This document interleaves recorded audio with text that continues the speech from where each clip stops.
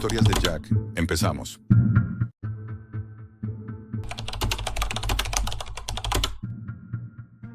Nunca pensé que un clic en la Deep Web me pondría en una lista de personas que no deberían seguir vivas. Si estás escuchando esto, es porque algo ha salido mal. No me busques, no intentes contactarme, no intentes verificar nada. Solo escucha y mantente lejos. Todo comenzó hace 6 meses. Soy técnico en ciberseguridad y como muchos en este mundillo, siempre he sentido cierta fascinación por la Deep Web. No por morbo, sino por curiosidad profesional. Había visto de todo: foros de hackers, mercados de datos robados, chats cifrados donde se vendía desde acceso a bancos hasta órganos humanos. Pero eso era lo superficial. La verdadera oscuridad está más abajo, donde ni siquiera Google tiene ojos. Aquella noche estaba en casa, con una cerveza a medio acabar, navegando sin rumbo en busca de algo diferente. Usaba Tor, como siempre. Pasé por algunos sitios conocidos, pero todos estaban inactivos o caídos, hasta que di con un enlace compartido en un canal de IRC oculto. No tenía descripción, solo un símbolo, un círculo negro con 3 barras blancas cruzándolo, como si fuera una señal de radiación deformada. Pensé que sería otra mierda de ARG o alguna secta críptica, pero me picó la curiosidad. El enlace me llevó a un foro vacío. Ni usuarios conectados, ni hilos activos. Solo un post fijado en lo alto. El título era una sola palabra: Dionisio. El post contenía un único enlace a un archivo comprimido. 1.2 gigas. Sin contraseña, sin instrucciones. No había ninguna advertencia de ransomware, ni phishing, ni nada que indicara que era una trampa. Y sin pensarlo demasiado, lo descargué. Cuando lo abrí, me encontré con algo que me heló la sangre. Archivos de texto, vídeos, imágenes térmicas, diagramas técnicos, planos militares. Casi todo tenía marcas de clasificado en inglés y ruso. Las fechas eran recientes, muy recientes. Finales de 2024. Nada parecía falso. Nada tenía pinta de estar generado con inteligencia artificial. Todo parecía auténtico. Demasiado auténtico. Lo que tenía en mis manos era información sobre un proyecto llamado Dionisio, un programa encubierto de investigación nuclear fuera de cualquier tratado internacional. No se trataba de reactores tradicionales ni de armas de fisión. Era algo nuevo, algo que mezclaba tecnología de plasma, confinamiento de energía radiactiva y una especie de sistema de control remoto que no entendía del todo. Usaba una arquitectura híbrida, entre analógica y digital, diseñada para evitar el rastreo electrónico convencional. Entre los documentos, encontré referencias cruzadas a instalaciones subterráneas en Kazajistán, Siberia, el desierto de Nevada, y una ubicación más, en España, cerca de Guadalajara, una antigua central nuclear desmantelada, Zorita. Ahí fue cuando algo se me rompió dentro. ¿Cómo podía algo así estar ocurriendo bajo nuestras narices? ¿Por qué nadie hablaba de esto? Me volví adicto a descifrarlo. Dediqué días enteros a analizar los archivos, a descomprimir datos cifrados, a traducir documentos técnicos con la ayuda de IA. En uno de los vídeos se veía una cámara de seguridad, una sala estéril, blanca, silenciosa. Al fondo, un cilindro metálico con luz propia, como si respirara. Alrededor, 3 personas con trajes presurizados, tomando notas. La grabación no duraba más de 30 segundos. Luego, ruido blanco. En otro, lo que parecía ser una prueba con un sujeto humano. No sé si voluntario o no. Estaba atado a una camilla, con cables conectados a la cabeza y al pecho. Durante unos segundos permanece tranquilo. Luego empieza a convulsionar. La piel le cambia de color. La sangre empieza a salir por sus ojos, pero no grita, no hay sonido, ni una sola palabra, solo una alarma parpadeando en rojo, en silencio. Después se corta. A partir de ahí las cosas dejaron de tener sentido. Mi portátil comenzó a comportarse raro, ventanas que se abrían solas, reinicios sin motivo, sonidos distorsionados al encenderlo. Incluso con todo el sistema formateado desde USB limpio, el problema persistía. Mi móvil empezó a calentarse incluso estando apagado. Aparecieron procesos en segundo plano que no podía detener. Y una noche recibí un correo. Sin asunto, sin remitente, sin contenido. Solo un archivo .txt adjunto. Lo abrí, una sola línea. ¿Estás dentro? Pensé que era una amenaza genérica o una broma, pero entonces empezaron las visitas. A las 3 de la madrugada me despertó un ruido extraño. Fui hasta la ventana de mi dormitorio. Abajo, en la calle, bajo una farola, había alguien. Un hombre con abrigo gris, inmóvil, mirando hacia mi piso. No hacía nada, no hablaba, no se movía. Solo me observaba. Durante 3 noches seguidas volvió, siempre a la misma hora, siempre bajo la misma farola. La cuarta noche salí corriendo escaleras abajo con un cuchillo en el bolsillo. Cuando llegué, no había nadie. Empecé a dejar de dormir, a revisar compulsivamente todas mis cámaras, todos mis dispositivos. Empecé a grabar mi propia vida. Guardé copias de todo lo que tenía en discos duros externos que escondí en distintos puntos de la ciudad. Hablé con un amigo del mundillo, un tipo al que llamábamos Elías. Le conté parte de lo que había encontrado. Me dijo que era muy grave, que eso no podía estar en la red abierta. Quedamos en vernos, pero nunca apareció. Fui hasta su casa, la puerta estaba cerrada. No respondía. Llamé, insistí, grité, nada. Días después su cuenta fue desactivada. De repente, recibí un paquete en casa. Sin remitente. Dentro una memoria USB. Solo un archivo, un vídeo. Lo abrí. Era yo, durmiendo. Grabado desde fuera de mi ventana. La fecha del archivo era la noche anterior. Sentí un escalofrío subirme por la espalda. Cerré las cortinas. Apagué todas las luces. Cogí la mochila y salí corriendo. Me fui a casa de mi ex. Dormí en el sofá sin decirle nada. No entendía lo que pasaba. No sabía si me estaban siguiendo o si me estaban vigilando desde dentro. Pensé que podía controlarlo, que aún estaba a tiempo de borrar todo, empezar de cero.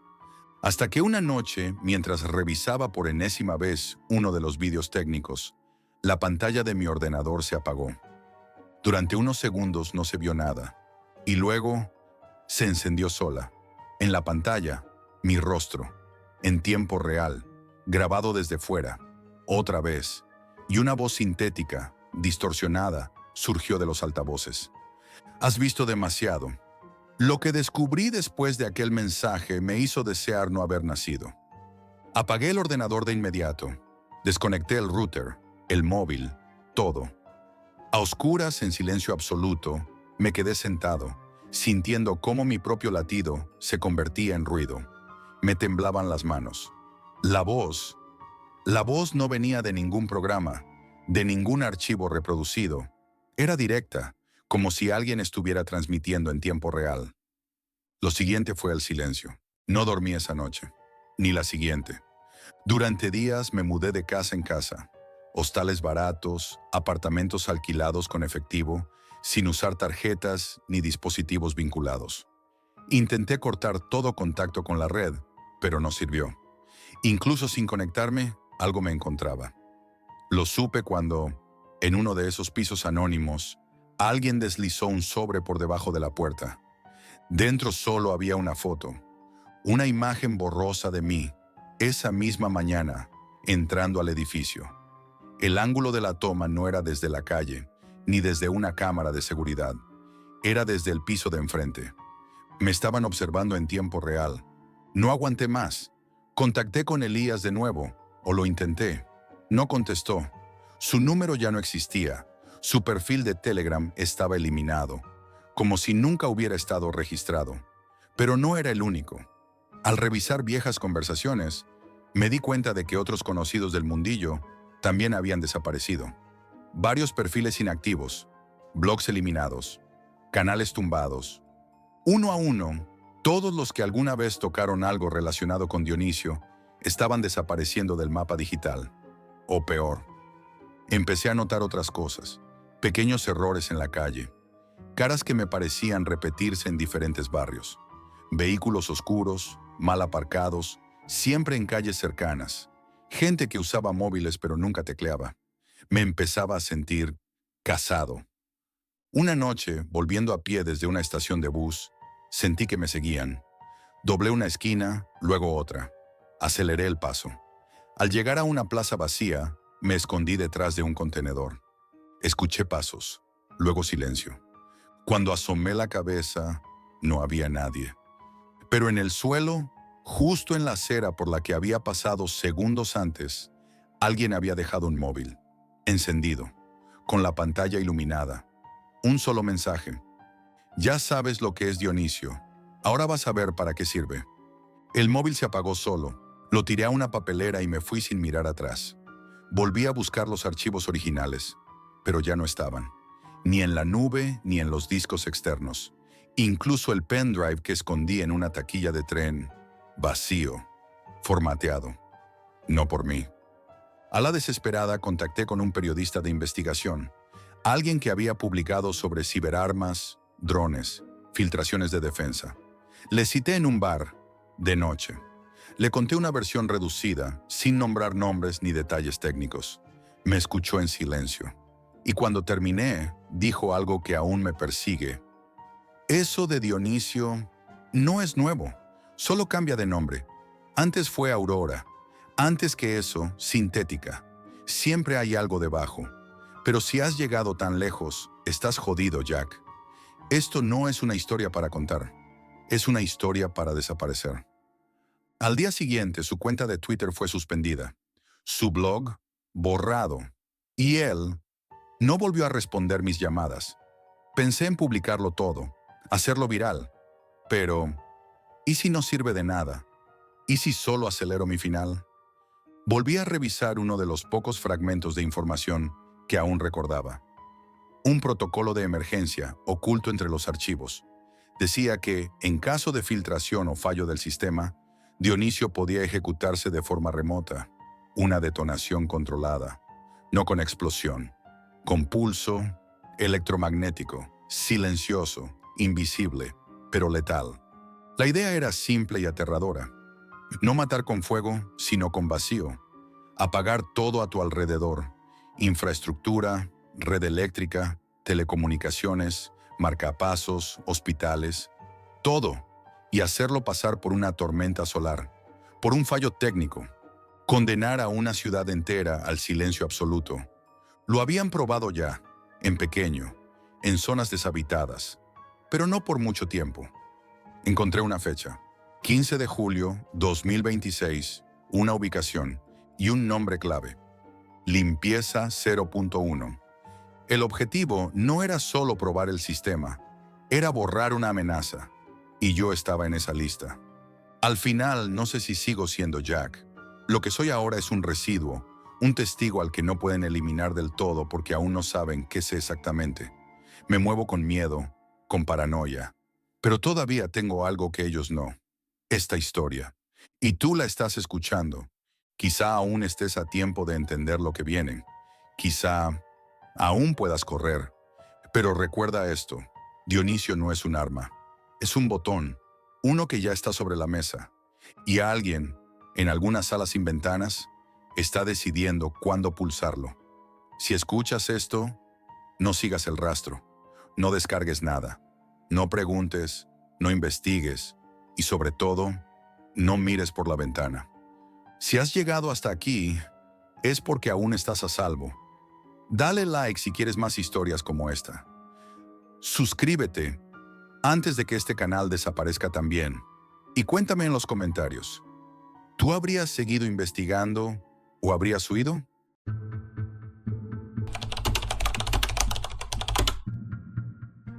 Nunca imaginé que mi vida llegaría a ser una de esas historias que se cuentan en susurros entre amigos, como advertencia para los curiosos. Pero aquí estoy, atrapado en la misma oscuridad de la que una vez me reí.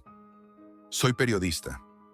Aunque no siempre me he considerado uno muy afortunado, durante años mi vida estuvo marcada por la mediocridad. Reportajes sin alma, entrevistas que nadie recordaba, historias que pasaban desapercibidas.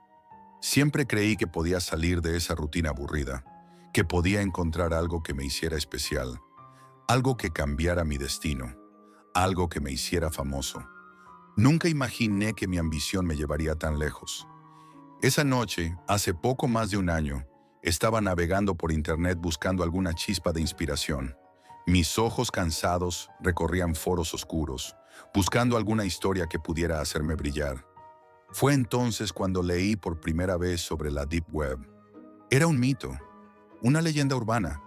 Algunos compañeros de trabajo hablaban de ella como si fuera algo de otro mundo, algo que ni siquiera los más valientes deberían intentar explorar. No es un lugar para ti, me advirtió uno de los más experimentados. Ahí no encontrarás lo que buscas, solo oscuridad. A pesar de sus advertencias, una pequeña chispa de curiosidad se encendió dentro de mí. ¿Qué era lo que tan temerosamente ocultaban? ¿Qué secretos guardaba ese rincón de internet al que solo los más osados se atrevían a entrar? Yo necesitaba una historia que me sacara del anonimato. Algo grande, algo que todos recordarían. Lo que no sabía era que la historia que buscaba me consumiría. La primera vez que accedí a la Deep Web, mi corazón latía rápido. El sudor frío me recorría la espalda. Todo se veía tan diferente. Todo era más oscuro, más crudo, como si el mundo en el que me había sumergido no tuviera reglas. Mi pantalla se llenó de imágenes extrañas y enlaces que no sabía si abrir. Algunos foros hablaban de transacciones ilegales, de personas desaparecidas, de secretos que no deberían salir a la luz. Pero fue un sitio específico el que llamó mi atención: el reloj de la muerte. La página era minimalista. Un fondo negro, un reloj antiguo en el centro. Las manecillas del reloj estaban congeladas en las 12, como si el tiempo se hubiera detenido en ese preciso momento. No había palabras, solo ese reloj inquietante que parecía mirar directamente a los ojos del espectador. Pero luego, un mensaje apareció en la pantalla, escrito en letras rojas brillantes. Juega y tu vida será mía. No juegues y tu vida será mía igualmente. Una sensación helada recorrió mi columna vertebral. En mi mente, el primer pensamiento fue que se trataba de una broma, tal vez una especie de juego macabro creado por alguien para asustar a los curiosos. Pero el segundo pensamiento, ese que se coló en mis entrañas, fue más aterrador. ¿Y si esto era real? Mi dedo tembló sobre el teclado. Debería haber cerrado la página. Debería haber apagado mi computadora y olvidado todo esto. Pero no lo hice. Algo dentro de mí me decía que estaba en el borde de algo grande. Algo que cambiaría mi vida. Decidí hacer clic. Bienvenido, Jack. Estás en el primer paso hacia la historia que cambiará tu vida. Pero recuerda, aquí el tiempo es lo único que no perdona. Mi respiración se detuvo por un segundo, pero lo que vino a continuación fue aún más perturbador. El sitio no solo estaba diseñado para asustar. Number parecía que ya sabían quién era yo. La pantalla se iluminó con instrucciones que parecían directamente sacadas de una pesadilla. Completa una serie de tareas. Si no las haces, el reloj avanzará y la muerte se acercará. La primera tarea era sencilla, casi ridícula.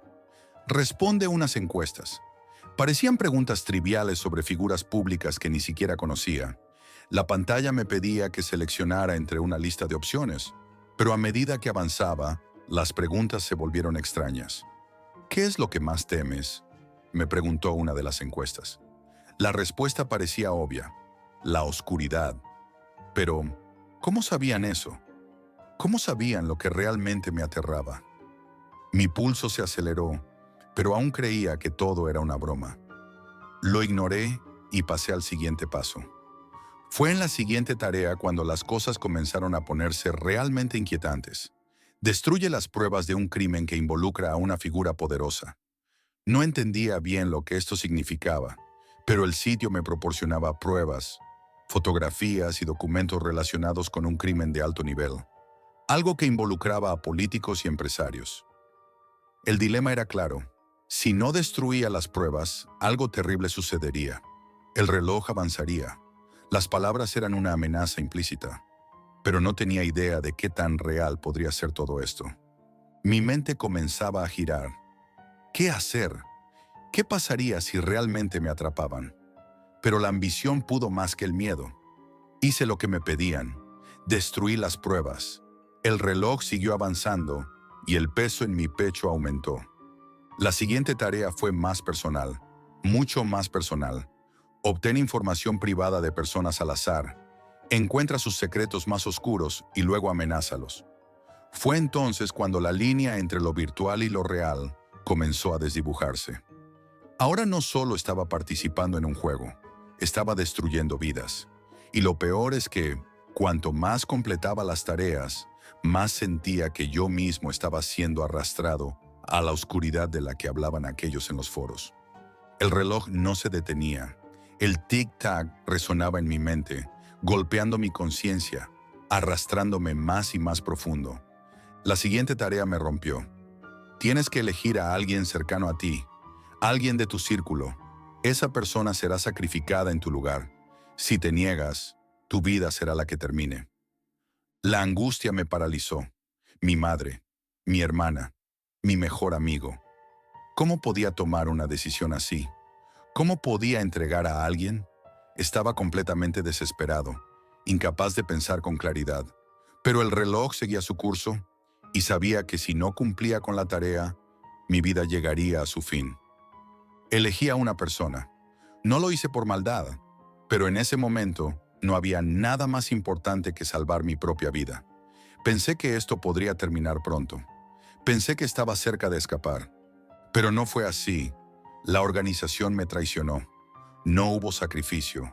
No hubo opción. Mi vida fue la que terminaría. Fue entonces cuando supe que todo había sido una mentira desde el principio. Mi final, mi agonía, se transmitió en vivo. El sufrimiento se convirtió en un espectáculo para miles, tal vez millones, que observaban detrás de sus pantallas. Pensé que la muerte sería el final, pero el reloj seguía avanzando. Mi muerte no fue un final, fue el comienzo de algo más. Mi historia, mi sufrimiento, mi caída, todo fue solo una pieza más en un juego eterno. Y así, el reloj siguió su curso, esperando al siguiente. A otro como yo, a otro periodista que creyera que podría escapar, otro ingenuo que pensara que la fama es un precio que vale la pena pagar. El ciclo no tiene fin.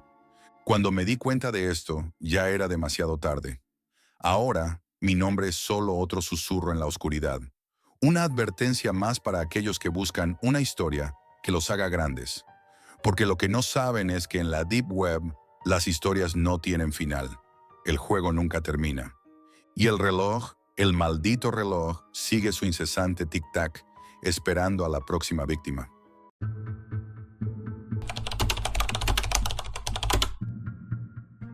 No fue un hacker, ni un virus, ni una conspiración.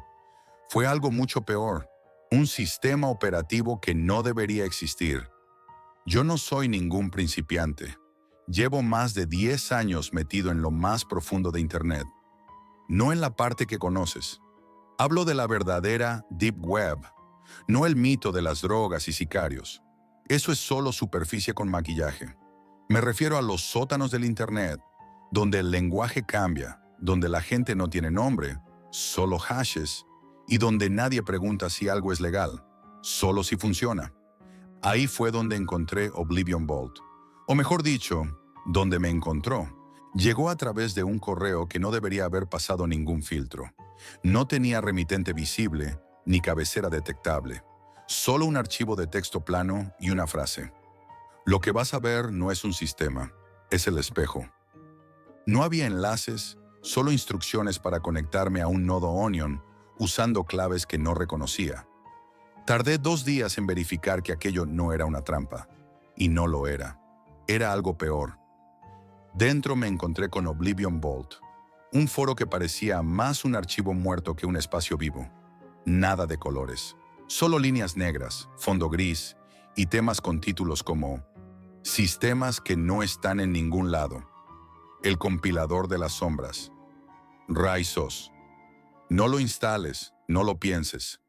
Ese fue el que me atrapó.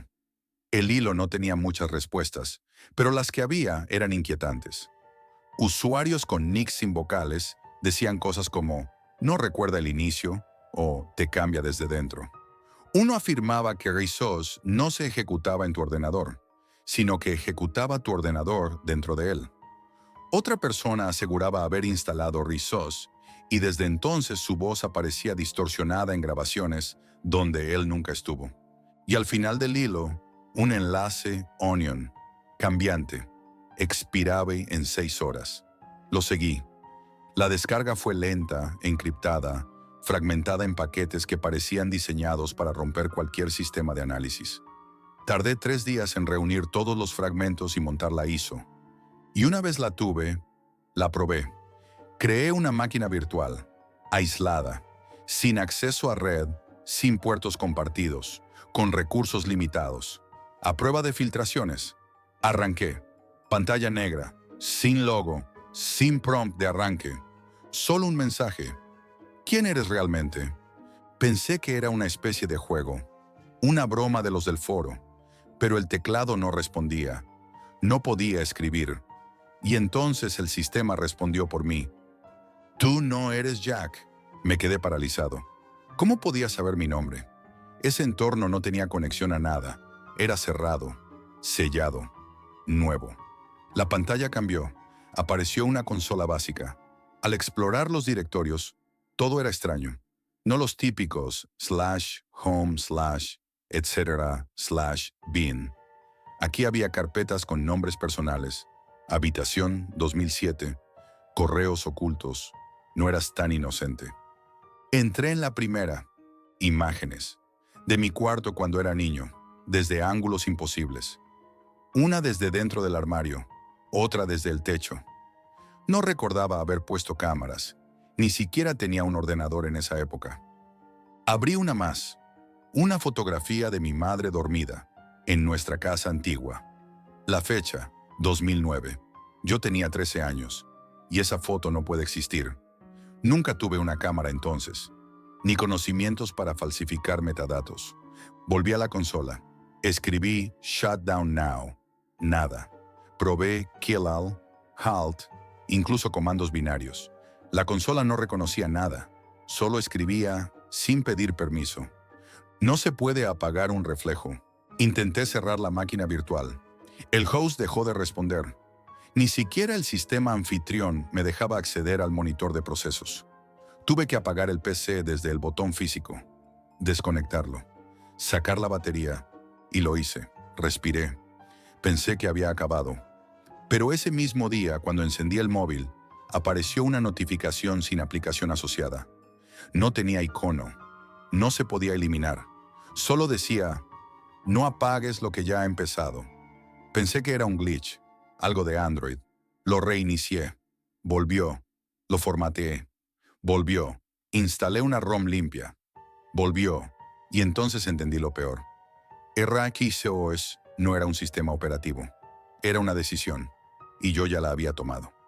Esa noche, mientras intentaba dormir, mi móvil vibró. Era un mensaje sin remitente. Ni número, ni app. Solo una pantalla negra y letras blancas.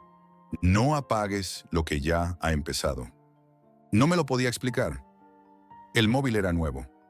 No tenía aplicaciones instaladas más allá de lo básico. Lo puse en modo avión. Volvió a sonar. Lo apagué. Se encendió solo. Le saqué la SIM.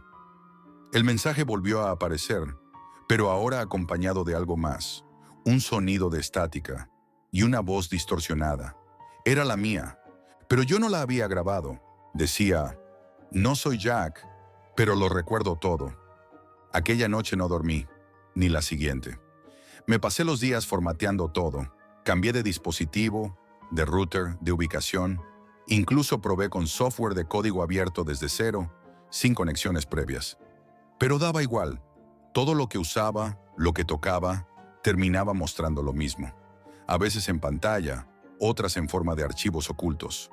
En un portátil nuevo, completamente desconectado de Internet, apareció un log de procesos. Había uno ejecutándose en segundo plano que no se podía cerrar. Se llamaba Daemon ReSOS Jack Exec. Intenté matarlo. La terminal respondió, este proceso eres tú.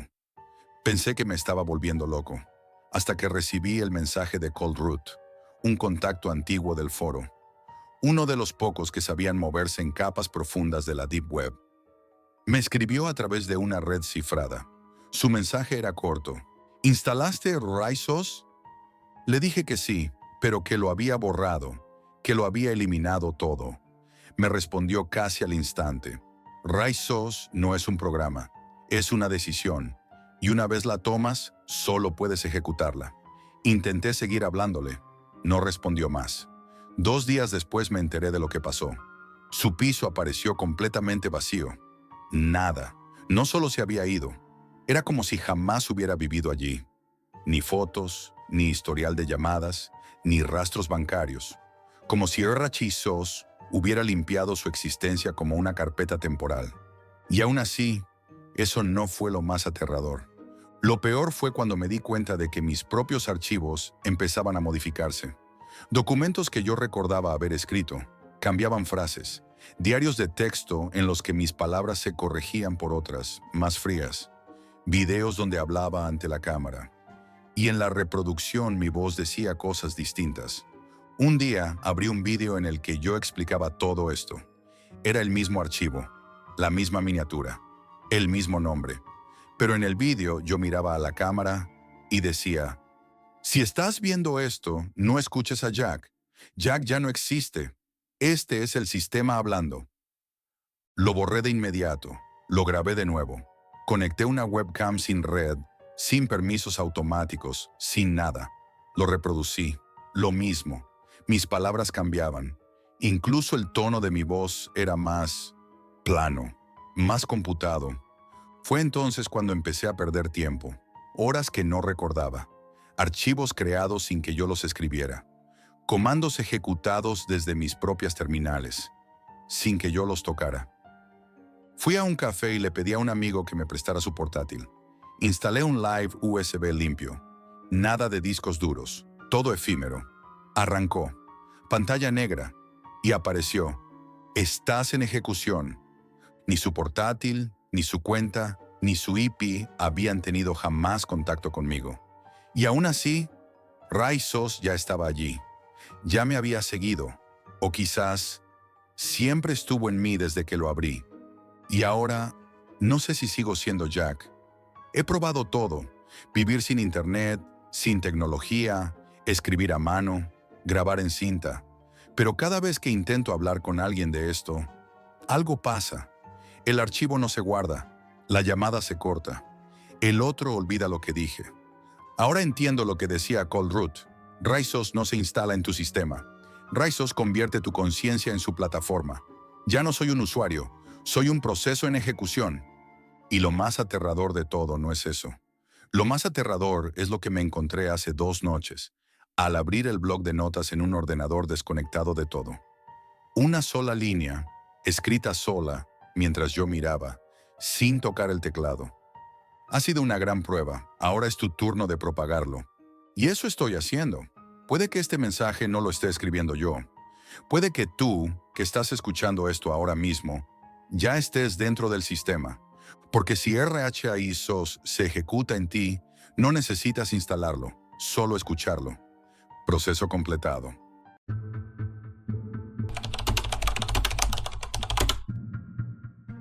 No sabes quién te está mirando hasta que ya es demasiado tarde. Esto que os voy a contar es algo que jamás pensé que viviría, y mucho menos que llegaría a narrar en voz alta. Porque creedme, hay cosas que se quedan mejor en la oscuridad. Pero la verdad necesita salir. Todo empezó por una simple curiosidad, una mezcla de aburrimiento y ganas de saber qué había más allá de lo que normalmente veíamos en Internet. La Deep Web era esa frontera invisible, un territorio de leyendas urbanas donde se decía que existía todo lo que no querías imaginar. Yo nunca había tenido miedo de navegar, ni me había metido en problemas, así que pensé, solo echaré un vistazo. Me preparé lo mejor que pude. Descargué Tor, configuré una VPN, me informé sobre seguridad digital, quería protegerme, aunque fuera solo un poco. La primera vez que entré Fue como traspasar una puerta a un mundo paralelo. No había Google, ni YouTube, ni redes sociales. Solo foros oscuros con nombres extraños, mercados ilegales, páginas llenas de códigos, mensajes cifrados y cuentas sin identidad. Pasaron las horas mientras exploraba, sintiéndome una mezcla de intrépido y tonto. Por mucho que quisiera, esa realidad no era un juego, aunque yo la trataba como tal. Y entonces algo llamó mi atención. Un foro privado, solo accesible con invitación, donde la gente hablaba de vigilancia, espionaje, secretos. Allí encontré usuarios que parecían saber cosas que no deberían. No entendía bien todo lo que leía, pero me sentía atrapado por ese aura de misterio y peligro. De repente, una notificación apareció en la esquina.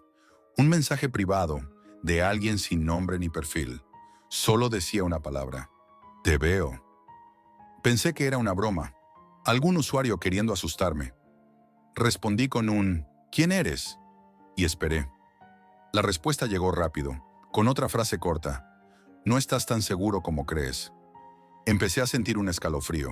Intenté ignorarlo, pero al entrar en otros foros o webs dentro de la Deep Web, el mismo mensaje aparecía, o variaciones. Sé dónde estás, estoy cerca, no mires atrás. Al principio pensé que era un hacker jugando conmigo, alguien que se había divertido encontrando datos míos online. Pero no era así. Esa persona, o grupo, sabía más que yo. Sabía mi nombre real, dónde estudiaba, qué café solía frecuentar, incluso detalles que solo mis amigos conocían. Cada día era peor.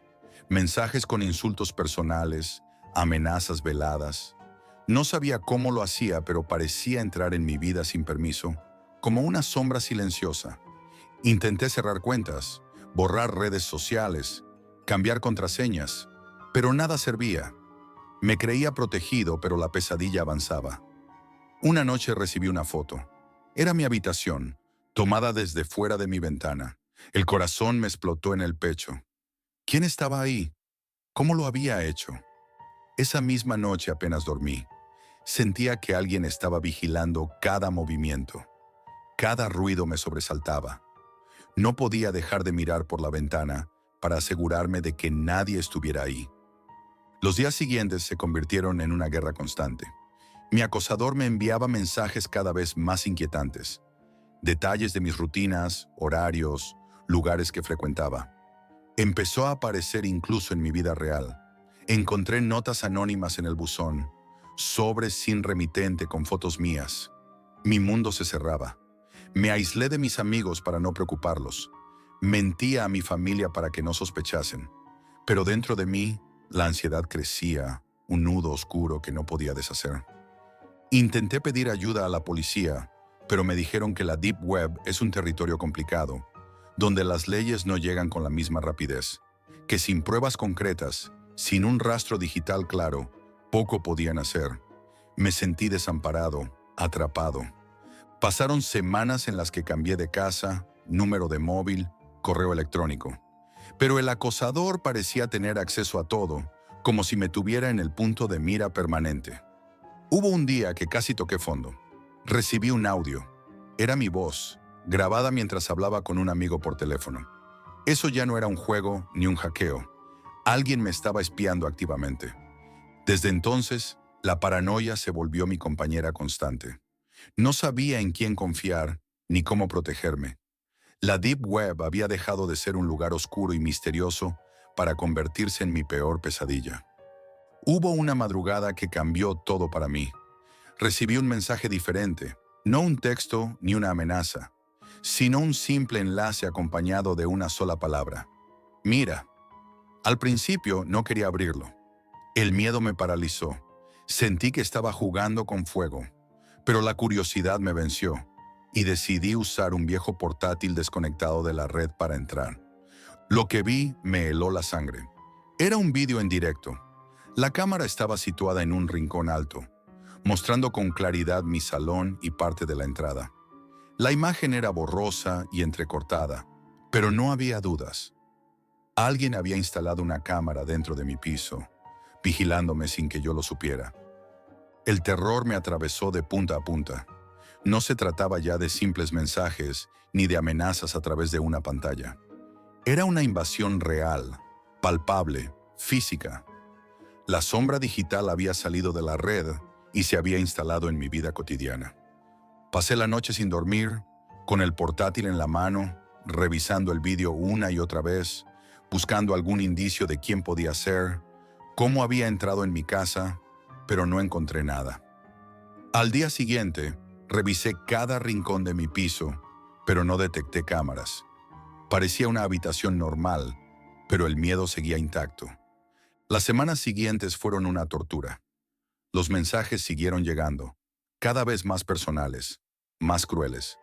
Me enviaban fotos de mí en la universidad, en el café, en la calle, imágenes tomadas desde lejos, desde sitios donde nadie debería poder verme. En uno de los mensajes apareció un texto. Sé dónde vas, a quién ves, qué piensas. Era una amenaza directa a mi intimidad y mi cordura. El acosador no solo me enviaba mensajes, también manipulaba mi entorno. Una noche, mientras estaba en casa, recibí un mensaje. Apaga la luz del salón. Lo hice, pero el mensaje continuó. Muy bien, ahora mira hacia la ventana. Al mirar, vi una sombra moverse rápido detrás del cristal. Fue como un escalofrío que recorrió mi cuerpo. No podía saber si era real o producto de mi mente, pero ese miedo era muy real. Los efectos sobre mí fueron devastadores. Dejé de salir solo, de ir a mis lugares habituales. Cambié mis rutas, mi horario, pero nada servía. Sabía que alguien me estaba observando siempre, como una amenaza invisible. Mis amigos comenzaron a preocuparse por mi aislamiento, pero yo no podía contarles todo. ¿Quién me iba a creer? En un momento llegué a creer que me había vuelto loco, pero entonces las pruebas eran demasiado claras. Una noche, al volver a casa, encontré un sobre sin remitente en el buzón. Dentro, una fotografía tomada desde muy cerca de mi ventana, una imagen mía durmiendo. La cámara estaba muy cerca, imposible que fuera alguien desde la calle. Eso significaba que el acosador había entrado en mi edificio, quizá incluso en mi casa. Me sentí vulnerable, expuesto como nunca. No podía confiar en nadie, ni siquiera en mi propia casa. Pedí ayuda a la policía, pero me dijeron que sin pruebas concretas y sin un rastro digital claro, poco podían hacer. La Deep Web era un territorio demasiado complicado para ellos, y el acosador sabía cubrir sus huellas a la perfección. Intenté hacer seguimiento por mi cuenta. Cambié de casa, de número de teléfono, de correo electrónico, incluso de ordenador. Pero la sombra me seguía. Recibía mensajes en cuentas nuevas, en números que no reconocía. Era como si tuviera acceso a todo lo que usaba, sin importar lo que hiciera para protegerme. La ansiedad se convirtió en mi día a día. Dormía mal, con pesadillas recurrentes donde veía esa sombra que me acechaba, susurrándome amenazas y promesas de que no me dejaría escapar. La paranoia crecía hasta consumir cada rincón de mi mente. En uno de los momentos más bajos, recibí un audio. Era mi propia voz, grabada mientras hablaba con un amigo por teléfono. La certeza de que alguien escuchaba mis conversaciones privadas fue un golpe brutal. ¿Cómo podía estar tan indefenso? Finalmente confesé todo a mis padres. Al principio no lo entendían, pensaban que exageraba o que era solo estrés. Pero cuando les mostré las fotos, los mensajes, el vídeo, comprendieron la gravedad. Buscaron ayuda profesional para mí, porque el miedo y la ansiedad ya me estaban hundiendo. Pero la sombra seguía allí, cada vez más presente, más agresiva. Los mensajes se tornaron en amenazas abiertas. Pronto nos encontraremos, Jack. Esa frase retumbaba en mi cabeza, como una sentencia. Desde entonces, vivo con una constante sensación de ser observado, de que la oscuridad que desperté en la Deep Web no me soltará jamás. No sé quién es ni qué quiere, pero sé que hay cosas que es mejor no buscar, porque algunas sombras no desaparecen. Solo esperan su momento para salir de nuevo. Si alguna vez decides entrar en ese mundo oscuro, recuerda mi historia. No sabes quién te está mirando hasta que ya es demasiado tarde, y a veces la curiosidad puede ser tu peor enemigo.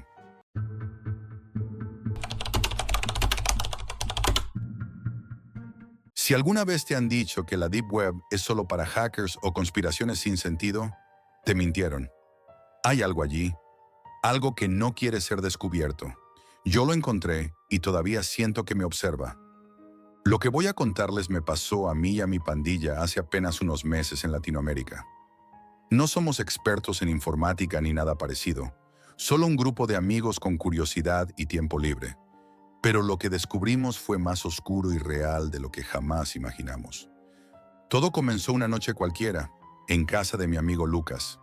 Siempre nos juntábamos para explorar la Deep Web, ese mundo oculto que muchos creen lleno de hackers o conspiraciones absurdas, pero que para nosotros era una especie de desafío, un territorio prohibido lleno de secretos. Lucas había estado navegando horas cuando nos mostró un enlace que nunca habíamos visto. No era uno de esos sitios que venden cosas ilegales o simples chats clandestinos, sino una página con un diseño casi tribal, con símbolos que recordaban a antiguas culturas latinoamericanas, mezclados con caracteres extraños que no logramos entender del todo. El nombre del sitio era Clanes Ancestrales, y al entrar sentíamos como si pisáramos un terreno sagrado y al mismo tiempo prohibido. La página era silenciosa, no tenía foros ni anuncios, solo imágenes inquietantes de símbolos grabados en piedra y textos enigmáticos que hablaban de pactos y lealtades, como si aquellos que participaban fueran parte de algo mucho más grande y antiguo de lo que podíamos imaginar. Pasamos horas intentando comprender qué era aquello, y poco a poco nos dimos cuenta de que no era solo una página web, sino la puerta de entrada a una comunidad secreta. Recibimos un mensaje privado a través de un chat cifrado que nos advirtió: si habéis llegado hasta aquí, estáis listos para el siguiente paso. La prueba comienza a medianoche. No había manera de saber quién lo enviaba, pero la advertencia no parecía una broma. Decidimos seguir la indicación. La curiosidad pudo más que el miedo. A medianoche, el sitio nos dio una dirección: un barrio abandonado en las afueras de la ciudad. Fuimos los cuatro, Lucas, Sergio, Ana y yo, con la mezcla de nervios y adrenalina que se siente cuando sabes que estás a punto de cruzar una frontera invisible. Al llegar, la calle estaba desierta, las casas viejas y las paredes llenas de grafitis y símbolos extraños. Frente a una casa que parecía a punto de caerse, vimos un símbolo pintado en la pared que reconocimos al instante. Era igual al que habíamos visto en la web. Debajo del símbolo había una caja metálica. Al abrirla, encontramos un papel con un mensaje que nos heló la sangre. Demuestra tu compromiso, respeta las reglas, nunca hables fuera de este lugar. En ese momento, algo cambió. No era un juego ni un misterio para resolver en la pantalla.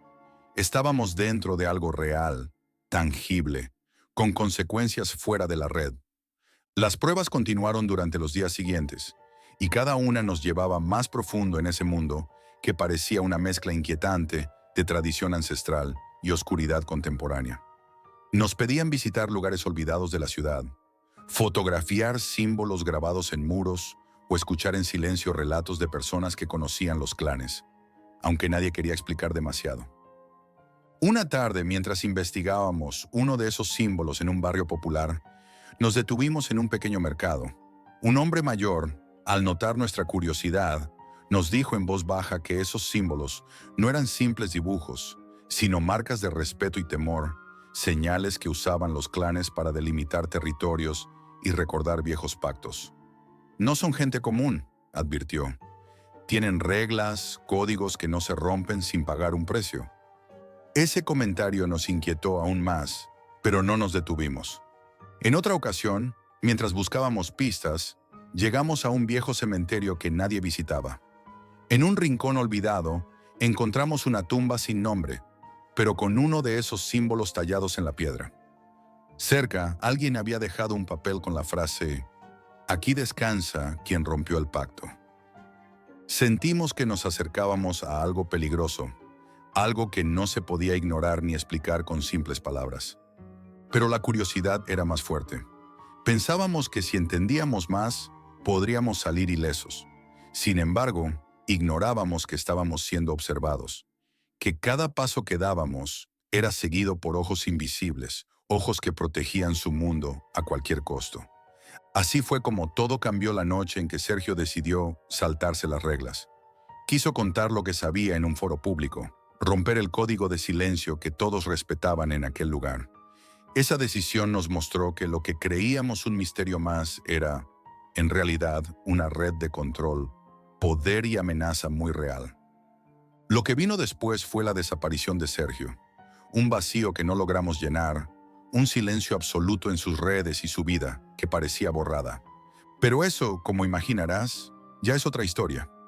Sergio nunca volvió a ser el mismo después de esa noche. La idea de romper el código, de exponer lo que sabíamos, le quemaba en la cabeza.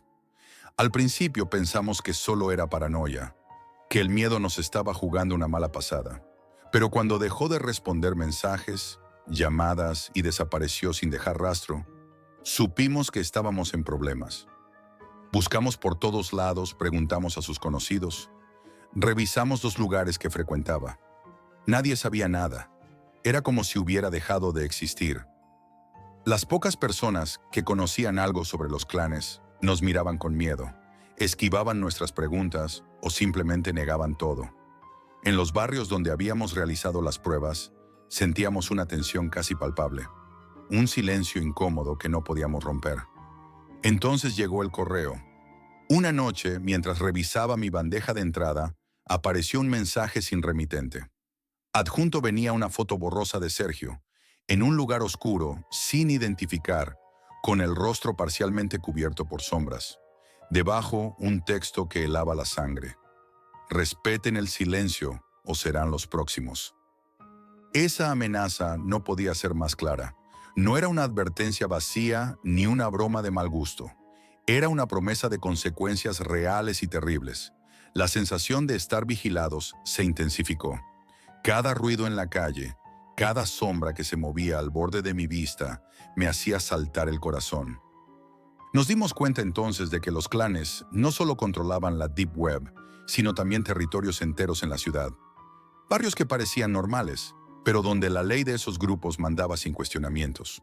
Personas que antes conocíamos comenzaron a actuar raro, evitando mirarnos a los ojos, susurrando en lenguas que no entendíamos, usando signos y códigos que solo ellos reconocían. Una noche, mientras caminábamos por un barrio popular para intentar juntar más información, fuimos interceptados. Un grupo pequeño, pero con una presencia intimidante, nos bloqueó el paso. Nos miraron con ojos fríos y sin misericordia. Saben demasiado, dijeron sin levantar la voz. No hablen. No vuelvan a buscar lo que no deben. Aquello no fue solo una amenaza, fue un aviso directo y tangible. Nos dejaron ir, pero la advertencia quedó grabada en nuestra mente. Decidimos entonces cortar todo contacto con la Deep Web. Borramos los enlaces, cambiamos contraseñas, incluso nos alejamos unos de otros para no arrastrar a nadie más a ese peligro. Pero la paranoia no desapareció. Al contrario, se volvió una presencia constante, como una sombra que no se puede escapar. Empecé a notar personas extrañas en los lugares que solía frecuentar. Gente que aparecía y desaparecía, miradas que parecían seguirme sin que yo las viera directamente. No era miedo a fantasmas o cosas paranormales, sino miedo real, tangible, humano. Personas con poder, con códigos ancestrales y tecnología, dispuestas a hacer lo que fuera para proteger sus secretos. Lo peor es que, a pesar de todo, sentía que aún me observaban, que sus ojos invisibles estaban ahí, vigilando cada paso, esperando el momento en que alguno de nosotros se equivoque otra vez. Nunca volvimos a ser los mismos. La experiencia nos marcó, nos dejó cicatrices que no se ven, pero que pesan cada día. La Deep Web nos mostró que hay mundos paralelos, no de fantasmas, sino de personas que manejan secretos oscuros, mezclando tradición y control moderno. Clanes que no dudan en desaparecer a quien rompa sus reglas. Si alguna vez decides buscar los clanes ancestrales, recuerda esto.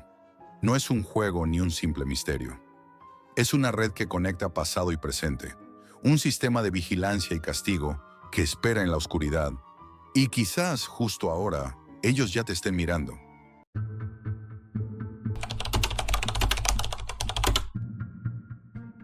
Si alguna vez recibes un mensaje que parece demasiado bueno para ser verdad, cuelga, sin dudarlo. Lo que voy a contar no es una historia de ficción ni una advertencia genérica. Es mi verdad, el relato de cómo una organización oscura, anclada en las sombras de la Deep Web, me atrapó en una red que casi acaba conmigo. Todo empezó con un mensaje que parecía un milagro, pero terminó siendo una condena. Hace unos meses estaba en el peor momento de mi vida. Perdí mi trabajo y con él la estabilidad que creía tener. Las facturas no paraban de llegar y la cuenta bancaria se vaciaba a un ritmo implacable. Cada día era una lucha contra la ansiedad y la desesperación. Recuerdo noches enteras mirando el techo, con la cabeza llena de pensamientos oscuros, sin poder dormir. Las paredes de mi apartamento parecían cerrarse sobre mí, y la ciudad afuera seguía su rutina ajena a mi caos. Una noche, navegando sin rumbo por internet, acabé en un foro que nunca antes había visto. Era un espacio oscuro, lleno de usuarios que hablaban en código, mencionaban términos extraños y compartían enlaces que solo se podían abrir con navegadores especiales. La llamada Deep Web. Mientras exploraba ese mundo extraño, recibí un mensaje privado. Provenía de un usuario llamado Admin Secure, un nombre anodino, pero con una oferta que me atrapó al instante. Gana dinero rápido sin moverte de casa. Solo necesitas un ordenador y acceso a Internet. Al principio pensé que era una broma o un intento más de estafa, pero la desesperación me hizo clicar el enlace. La página a la que me llevó tenía un diseño sencillo, casi rudimentario, sin logos ni publicidad. Me pedían datos personales básicos para verificar mi identidad y a cambio me prometían un trabajo sencillo: facilitar movimientos bancarios para supuestas transacciones seguras. Nada ilegal según ellos. Acepté sin pensarlo mucho. No tenía nada que perder. Las primeras instrucciones llegaron rápido. Me enviaron un manual digital con pasos detallados para abrir cuentas bancarias online, usar plataformas específicas y realizar pequeñas transferencias. Cada tarea cumplida suponía un ingreso rápido en mi cuenta. Parecía un trabajo hecho para alguien sin experiencia como yo. Por primera vez en semanas, sentí que algo iba a cambiar. Pero pronto empecé a notar detalles inquietantes. La comunicación era siempre a través de un chat cifrado, sin rostro, sin nombre. Cada mensaje tenía órdenes claras, sin espacio para dudas ni preguntas. Tenía que actuar rápido, sin errores. La presión era constante, y si osaba preguntar por el destino del dinero o la razón de las operaciones, recibía respuestas cortantes o incluso amenazas veladas. Confía o desaparece.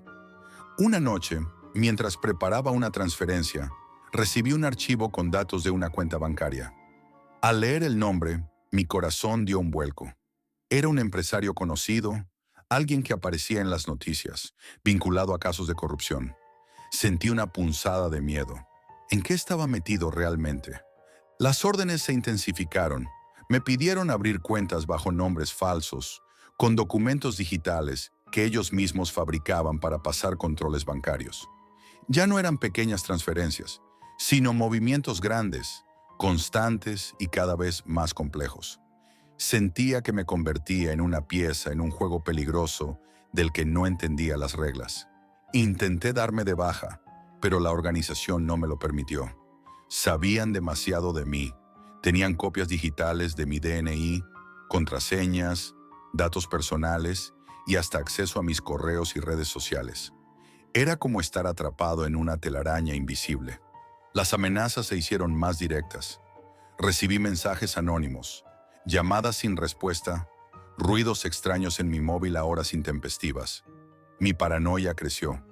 Sentía que me vigilaban, que mis movimientos eran observados y controlados. Para empeorar las cosas, la sensación de soledad era insoportable. No podía contar nada a nadie. ¿Quién me creería? ¿Quién entendería que todo sucedía sin contacto físico, sin amenazas visibles, solo a través de un teclado y una pantalla? Cada día era un acto de equilibrio. Si fallaba, sabía que me exponía a consecuencias que no podía ni imaginar.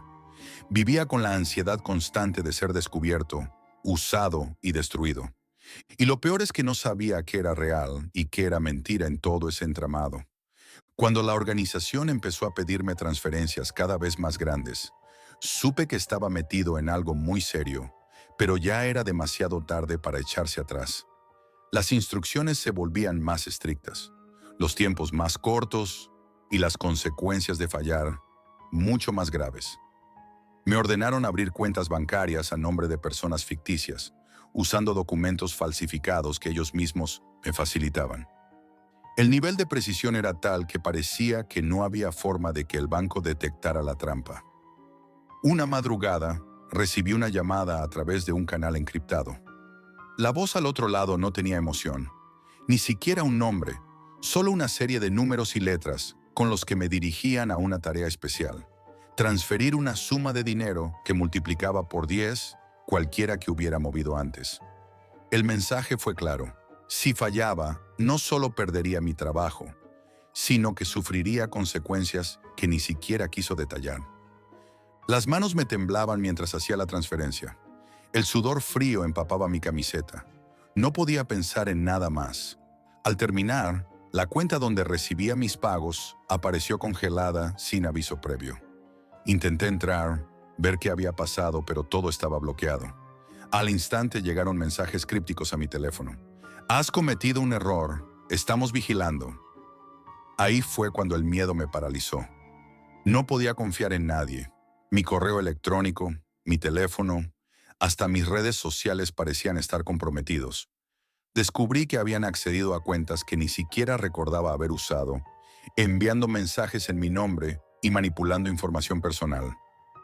Era como si vivieran dentro de mis dispositivos, un virus silencioso y constante. Las amenazas se intensificaron. Una madrugada, al abrir el móvil, encontré una imagen mía en un chat anónimo de la Deep Web.